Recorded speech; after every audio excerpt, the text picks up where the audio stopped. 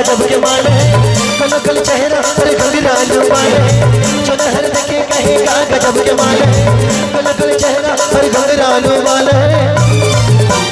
तक क्या किया जाए मधु भैया? तो दबा दिया जाएगा। दबा बल्लो,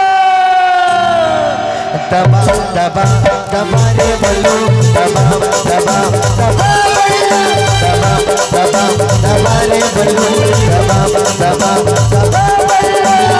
जो नहर देखे कहेगा गजब के माल है, कल कल चेहरा पर घुंघरालू बाल है, जो नहर देखे कहेगा गजब के माल है, कल कल चेहरा पर घुंघरालू बाल है। तो का किया जा प्रहलाद भैया? दबा दबा दबा रे बल्लो, दबा दबा दबा बल्लो, दबा दबा दबा रे बल्लो, दबा दबा दबा रे